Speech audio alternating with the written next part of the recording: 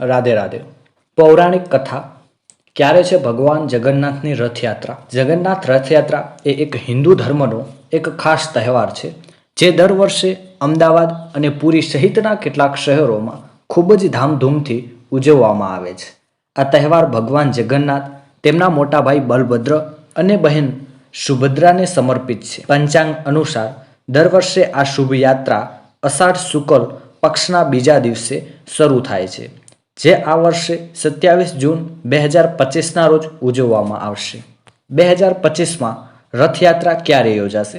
Hindu calendar મુજબ દ્વિતીય તિથિ 26 જૂને બપોરે 1:24 વાગે શરૂ થશે અને 27 જૂને સવારે 11:19 વાગ્યા સુધી ચાલુ રહેશે।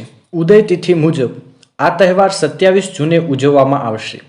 પુરીમાં રથયાત્રા 9 દિવસ ચાલશે અને 5 જુલાઈ 2025ના રોજ સમાપ્ત થશે। જગન્નાથની રથયાત્રાનું મહત્વ। ભારતની ભૂમિ પર ઓડિશા રાજ્યમાં પુરી ખાતે આવેલ જગન્નાથજી ભગવાનનું મંદિર સમગ્ર વિશ્વમાં જગ પ્રસિદ્ધ છે। આ મંદિરનો હિન્દુઓના 4 ધામમાં તીર્થ સ્થાનોમાં પણ સમાવેશ થાય છે।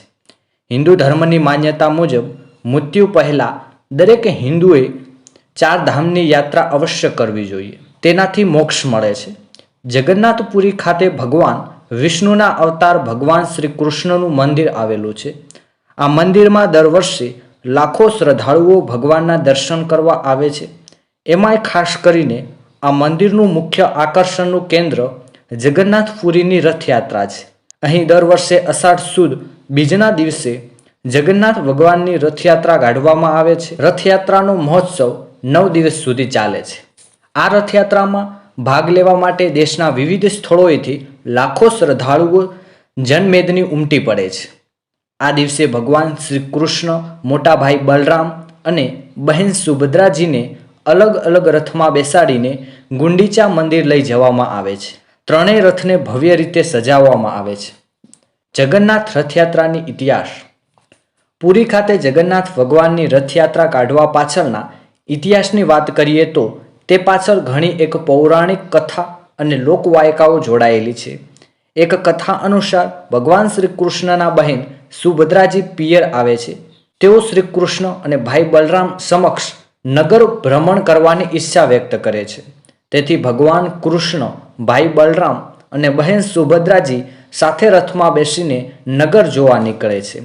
એ સમયથી દર વર્ષે રથયાત્રા કાઢવાના પર્વની શરૂઆત થઈ હોવાનું માનવામાં આવે છે। તો વળી એક એવી પણ લોકવાયકા છે કે ગુંડીચા મંદિરમાં સ્થિત દેવી ભગવાન કૃષ્ણના માસી થાય છે। તેઓ ત્રણેય ભાઈ બહેનને પોતાના ઘરે આવવાનું આમંત્રણ આપે છે। એટલે કે ભગવાન શ્રી કૃષ્ણ, ભાઈ બલરામ અને બહેન સુભદ્રાજી સાથે રથમાં બેસીને માસીના ઘરે 9 દિવસ રહેવા માટે જાય છે અને ત્યાં 7 દિવસ રોકાઈ પરત ફરે છે। તેથી દર વર્ષે રથયાત્રા કાઢવામાં આવે છે। 100 યજ્ઞનું પુણ્ય મળે છે। હિન્દુ માન્યતાઓ અનુસાર જે પણ વ્યક્તિ આ રથયાત્રામાં સામેલ થઈને આ રથને ખેંચે છે તેને 100 યજ્ઞ જેટલું પુણ્ય પ્રાપ્ત થાય છે। માન્યતા અનુસાર રથયાત્રા કાઢીને ભગવાનના ગુંડીચા માતાના મંદિરે પહોંચવામાં આવે છે। રથયાત્રાનું મહત્વ તો પુરાણોમાં પણ વર્ણવવામાં આવ્યું છે। ખાસ કરીને આ સમયે ભગવાનની પૂજા અર્ચના કરવાનું વિશેષ મહત્વ છે।